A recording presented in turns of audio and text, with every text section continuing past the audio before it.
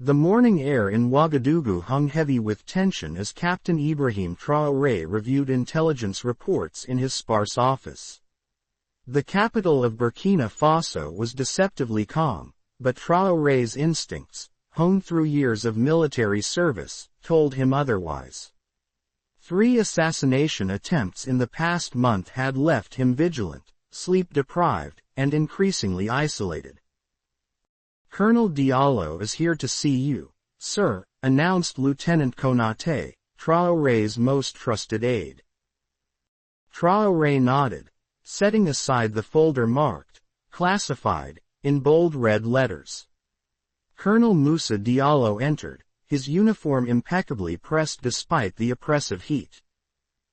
"The security detail for tomorrow's border inspection is finalized," Diallo reported. "We've triple-checked all personnel." "Good," Traoré replied, studying Diallo's face. "Any updates on the surveillance from the northern compounds?" "Nothing substantial, but our sources indicate increased movement across the Mali border. Possibly arms shipments." Traoré leaned back in his chair, eyes never leaving Diallo's. "And the French diplomatic delegation? They're still requesting an emergency meeting." "Yes, sir. They're quite insistent. Ambassador Leroux says it concerns regional security matters that cannot wait." A faint smile crossed Traoré's face. "I'm sure they do." He stood up, walking to the window that overlooked the city. "Tell them I'll see them tomorrow afternoon, after the border inspection." After Diallo left, Traoré turned to Lieutenant Konaté. "Contact General Sankara. I need his special operations team on standby. And Konaté." He paused. "Double the security at my residence tonight." "Sir?" Konaté questioned. "Just a precaution," Traoré replied, though they both knew it was more than that. As dusk settled over Ouagadougou, Traoré's motorcade made its way through streets lined with curious onlookers.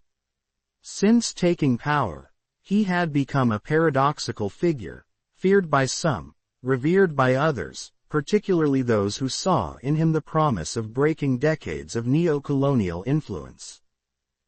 At his residence, Traoré dismissed most of his security detail, keeping only 2 trusted guards at the perimeter. Inside, he methodically checked each room before settling in his study with military reports from the northern provinces. The insurgency had been growing, fueled by weapons from unknown sources and fighters crossing porous borders. Traoré suspected foreign involvement but needed proof before making accusations that could further destabilize the region. Around midnight, his secure satellite phone rang. The caller ID showed General Sankara. "We intercepted something," the general said without preamble. "A European man entered through Niger 3 days ago. Belgian passport, but our intelligence suggests he's using a false identity. He's been meeting with former regime loyalists." "Location?" Traoré asked, already reaching for his sidearm. "Last spotted in the diplomatic quarter. We're tracking him, but carefully. He appears to have connections inside several embassies. Keep him under surveillance. I want to know every move, every contact. But don't apprehend him yet." "There's more," Sankara added, his voice lowering. "We intercepted a communication. A phrase in code. The falcon will not see the sunrise." Traoré's jaw tightened. "Tomorrow, then?" "It appears so, sir." After ending the call, Traoré sat in darkness, considering his options. Sleep would not come tonight. He texted Konaté. "Change of plans for tomorrow. Protocol Sierra." Protocol Sierra was known only to his innermost circle, a contingency for imminent threat. It meant changes to routes, schedules, and security measures without prior announcement. At dawn, Traoré reviewed satellite imagery of the border region he was supposed to visit. The landscape was familiar to him. Arid terrain punctuated by sparse vegetation, small villages, and the occasional militant encampment carefully hidden from casual observation. But today, he wouldn't be going there. Instead, a body double would make the journey while Traoré remained in the capital, monitoring the situation from a secure location. Lieutenant Konaté arrived as the sun rose fully over the city.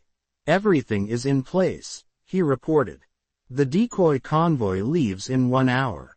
General Sankara's team has identified 3 potential locations where the Belgian might be operating from. And the French diplomatic delegation.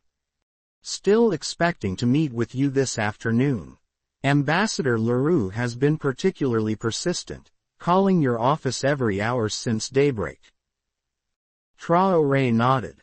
"Good. Maintain the appointment, but move it to the secondary location.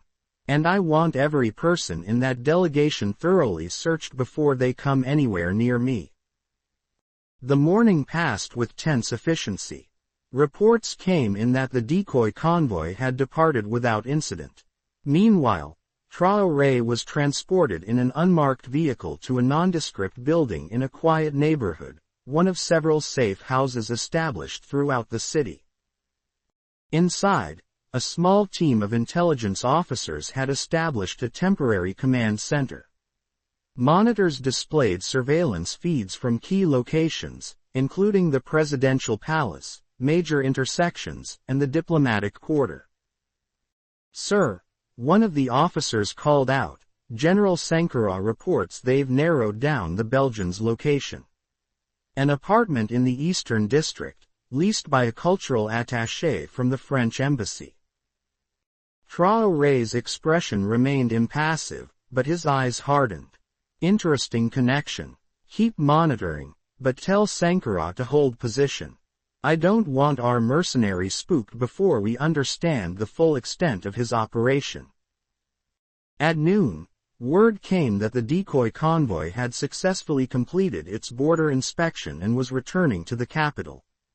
So far, no unusual activity had been reported. "Perhaps our intelligence was wrong," suggested Major Ouedraogo, the head of the safe house security team. Traoré shook his head. "The threat is real. They're just waiting for the right moment." The French delegation was scheduled to arrive at 2 p.m. As a precaution, Traoré had arranged for the meeting to take place in a conference room at the military headquarters rather than the presidential palace. The space had been swept for listening devices and explosives 3 times since morning. At 1:30 p.m., Traoré's secure phone rang again. It was General Sankara. "We have movement. The Belgian left the apartment 20 minutes ago, carrying a diplomatic pouch. He's headed toward the military headquarters." Traoré processed this information quickly. He knows about the change of location for the meeting. That means he has inside information. Should we intercept him? No, Traoré decided. Let him come. But I want your best men in position. When he makes his move, we take him alive. I need to know who he's working for. The French delegation arrived precisely at 2 p.m. Ambassador Leroux, 2 diplomatic aides, and a security officer. All were thoroughly searched, their electronic devices temporarily confiscated as per protocol. Traoré greeted them in the conference room, flanked by his own security detail. The conversation began with diplomatic pleasantries, but quickly turned to matters of regional security. "Captain Traoré," Ambassador Leroux began, "my government is deeply concerned about the deteriorating security situation along your northern borders. We have intelligence suggesting increased terrorist activity." "How interesting," Traoré replied evenly. "We've also been monitoring unusual activity. Though our intelligence points to foreign interference rather than local insurgents." The ambassador's smile tightened slightly. "Perhaps we could share intelligence." In the spirit of our long-standing cooperation. Of course, Traoré agreed. Transparency is essential between allies. Speaking of which, is your cultural attaché, Pierre Dubois, I believe, joining us today? I was told he had valuable insights to contribute. A flicker of confusion crossed the ambassador's face. Cultural attaché. I'm afraid there must be some mistake. We don't have anyone by that name in our embassy. Before Traoré could respond, his earpiece crackled with General Sankarah's voice. The Belgian has entered the building. He's using diplomatic credentials in the name of Pierre Dubois. Traoré maintained his composure, but subtly signaled to his security detail. Ambassador, would you excuse me for a moment? A pressing security matter requires my attention. Outside the conference room, Traoré conferred quickly with General Sankarah via his security chief. Where is he now? Third floor, approaching the conference level. He has a diplomatic pouch that scanning shows contains metal components. Could be a weapon. Let him reach the security checkpoint for this floor. Then take him. Traoré returned to the conference room, where the French delegation waited expectantly. My apologies for the interruption. Now, about those security concerns. A commotion erupted outside the room. Raised voices, then the sound of a struggle. Traoré's security detail immediately moved to protect him, weapons drawn, as the French diplomats looked on in alarm. The door burst open, and General Sankarah entered, his expression grim but satisfied. We have him, sir. Traoré nodded. Ambassador Leroux, I believe we need to continue this conversation after I attend to an urgent security matter. My staff will escort you to a waiting area. Despite the ambassador's protests, the French delegation was ushered out. Traoré turned to Sankarah. Show me.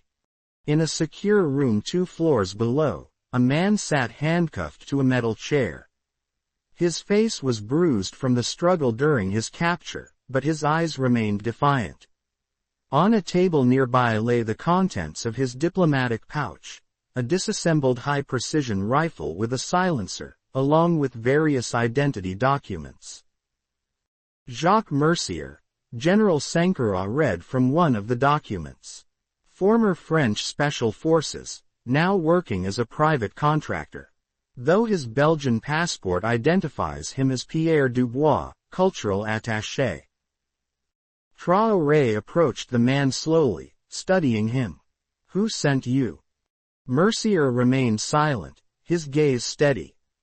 You won't be protected by diplomatic immunity, Traoré continued. Your embassy has already denied knowing you. You entered our country illegally, carrying an assassin's weapon in a stolen diplomatic pouch. The penalty for such crimes is severe. I have nothing to say to you. Mercier finally spoke, his accent betraying his French origins despite the Belgian passport. You don't need to talk, Traoré replied. Your equipment is it for you. He picked up a small electronic device from the table, a sophisticated listening device found in the diplomatic pouch. Advanced French military technology, not available on the commercial market. Traoré circled the chair slowly. Here's what will happen. You will be transferred to a secure facility. Your biometric data will be processed. And then we will know exactly who you are, who you've worked for, and quite possibly, who hired you. Unless, of course, you wish to cooperate now and make things easier for yourself. Mercier's composure cracked slightly. You're making a mistake. I have powerful friends. So do I, Traoré countered. And mine are closer. He nodded to General Sankarah. Process him. I want a full interrogation, but by the book. We're not barbarians. As Sankarah's men took Mercier away, Traoré turned to his intelligence officer. I want everything on him within the hour. And check the security footage from the building. I want to know if he had any contact with members of the French delegation. Back in the conference room, Ambassador Leroux waited impatiently. When Traoré entered, the ambassador immediately protested. "Captain, this is outrageous. Detaining diplomatic personnel without explanation." "Let's not play games, Ambassador," Traoré interrupted, sliding photographs across the table. They showed the captured mercenary meeting with a man whose face was partially visible, one of the ambassador's aides. "Your government denies knowing Pierre Dubois, yet here he is, meeting with your security attaché 3 days ago." The ambassador paled slightly but maintained his diplomatic poise. "I assure you, if any of my staff had unauthorized contacts, it was without my knowledge." "Perhaps," Traoré conceded, "or perhaps we should continue this conversation after my intelligence team finishes analyzing the listening devices found in Mr. Dubois' possession, devices manufactured exclusively for French intelligence services." Before the ambassador could respond, Traoré's phone vibrated with a message from General Sankara, Mercier talking. "Claims hired by private interests, not government. Check the bank transfers we intercepted last week." Traoré looked up at the ambassador. "It seems Mr. Dubois, or should I say, Jacques Mercier, is quite talkative now. Former French Special Forces, turned private contractor. Ring any bells?" The ambassador maintained his composure. "Captain Traoré, I cannot be held responsible for the actions of every French citizen, especially those operating outside the law. If this man was planning something illegal, then my government condemns it in the strongest possible terms." "Of course," Traoré replied sardonically. "Just as your government condemned the coup attempts against other African leaders who challenged French interests. Your plausible deniability is noted, Ambassador." As the tense meeting concluded, Traoré ordered the French delegation escorted back to their embassy, their diplomatic immunity preventing any further action against them despite his suspicions. Later that evening, in the secure debriefing room, General Sankara presented his findings. "Mercier has an impressive resume. Served in French Special Forces for 15 years, specializing in counterterrorism operations across the Sahel. Discharged honorably 5 years ago, then went private. And since then," Traoré prompted. "Contracted through various shell companies. We've traced payments from offshore accounts linked to mining interests in the region." Sankara paused. "He claims he was hired specifically to eliminate you before your scheduled announcement next week." Traoré nodded slowly. His planned announcement, the nationalization of key mineral resources currently controlled by foreign corporations, had been kept strictly confidential. Yet somehow, the information had leaked. What else did he say? He was instructed to make it look natural. His equipment included untraceable toxins that mimic heart failure. The plan was to gain access during the diplomatic meeting and administer the poison somehow. The rifle was a contingency. And his connection to the French embassy. He maintains they weren't officially involved. Says he obtained the diplomatic credentials through a contact in their intelligence service, someone acting independently, motivated by personal financial interests rather than state policy. Traoré considered this convenient explanation protects the French government from direct implication. He stood up, pacing the room. And yet, the timing is too perfect. Our announcement about resource nationalization, suddenly a highly trained assassin with connections to French intelligence appears using diplomatic cover.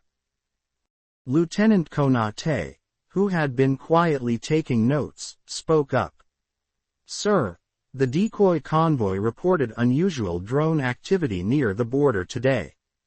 Nothing happened, but it was noticed. A diversionary plan, perhaps, Traoré mused. Or a secondary option if the assassination failed. He turned back to General Sankara. Keep Mercier isolated. No communications. No visitors except the interrogation team. I want to know everything. Who hired him? Who his contacts are? What intelligence he has on our operations? And the French delegation? Sankara asked. Monitor them, but discreetly. We can't expel them without solid proof of involvement, and right now, Mercier's testimony alone isn't enough. We need the money trail. Later that night, as Traoré reviewed the interrogation transcripts in his secure office, Lieutenant Konaté entered with fresh intelligence. Sir, we've identified the financial backers. Not just French interests. The funds moved through Swiss accounts linked to a consortium, French, American, and Chinese corporations with mining concerns in our uranium-rich regions. Traoré absorbed this information silently. There's more, Konaté continued. Mercier's phone contained encrypted communications with 3 other operatives. We believe they're still in the country, possibly as backups. Identities. Working on it, but we have locations for 2 of them. One near the presidential residence, another monitoring the military headquarters. Traoré made his decision. Capture them tonight. Quiet operations, no public attention. I want them taken separately so they can't coordinate their stories. By dawn, General Sankara's special forces had apprehended the additional operatives.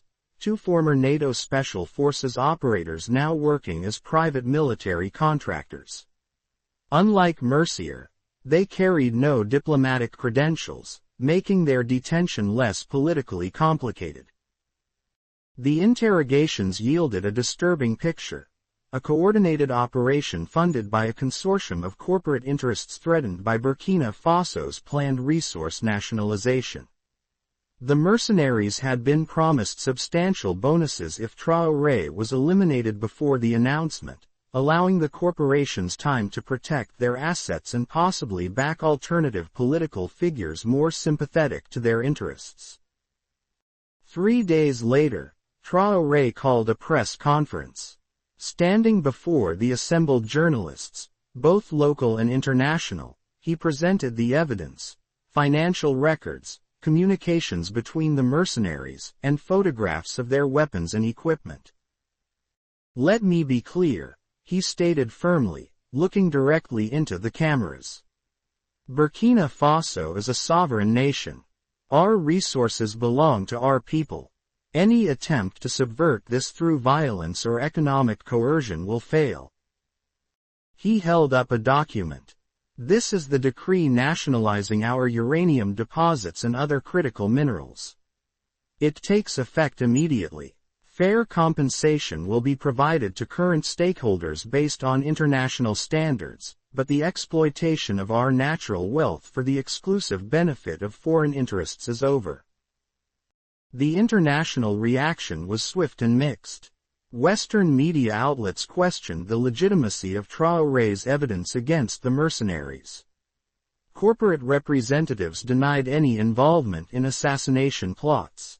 The French government issued a carefully worded statement expressing concern over unfounded accusations, while reaffirming its commitment to positive relations with all African nations. Meanwhile, Jacques Mercier and his associates remained in custody, their very existence a bargaining chip in the tense diplomatic negotiations that followed. 2 weeks later, Traoré sat in his office with General Sankara and Lieutenant Konaté, reviewing security protocols for the upcoming African Union Summit. The mercenaries? Traoré asked. Still in custody, Sankara replied. The French have requested Mercier's extradition on grounds that he's their citizen, but they're not pushing too hard. I think they're aware of how much he could reveal if given a public platform. Traoré nodded thoughtfully. And our resource nationalization. Konaté handed him a report. Implementation proceeding as planned. There's been economic pressure. Some international banks freezing assets, threats of sanctions, but also support from Russia and China, interested in new partnership agreements. And the people? Strongly supportive, Konaté said with a rare smile. The evidence against the mercenaries, combined with your transparency about the nationalization plans, has generated significant public backing. Even opposition leaders have cautiously endorsed the move. Traoré allowed himself a moment of satisfaction. The capture of Mercier had not only saved his life but provided the perfect opportunity to accelerate his plans for economic sovereignty.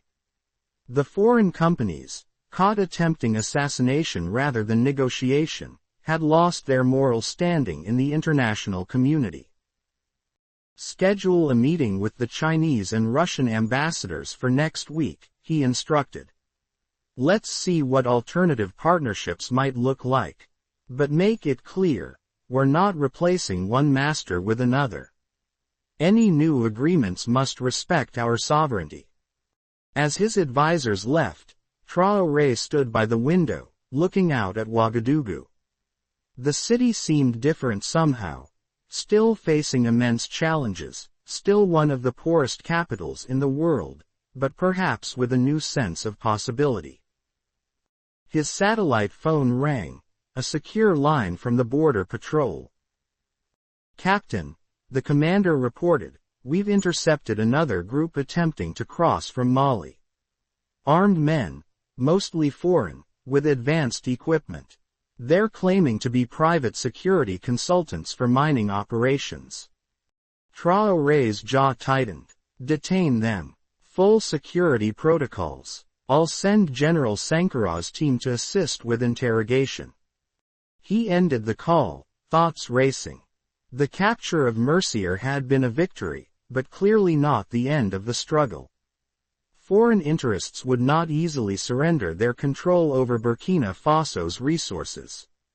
They would try again, perhaps with different tactics next time. But Traoré was ready. The mercenaries' capture had revealed the playbook of his enemies, allowing him to prepare for their next move. More importantly, it had united the Burkinabé people behind his vision of true independence, not just political, but economic. As night fell over Ouagadougou, Traoré reviewed the security footage one more time. The moment when Jacques Mercier was captured, the precision rifle and poison kit discovered in his diplomatic pouch. So close to success, yet ultimately failed. Their mistake, Traoré murmured to himself, was thinking this is about one man. It's not about me, it's about a nation reclaiming its destiny. He closed the file and prepared for tomorrow's challenges. The path to true sovereignty would be neither short nor easy, but with each obstacle overcome, the destination drew nearer. The capture of the mercenary was just one battle in a long campaign, a campaign not just for Burkina Faso, but for the idea that African nations could determine their own futures, free from external control. If you enjoyed it, please like, share, and subscribe to FictionWire Africa. This is a fictional story created purely for entertainment.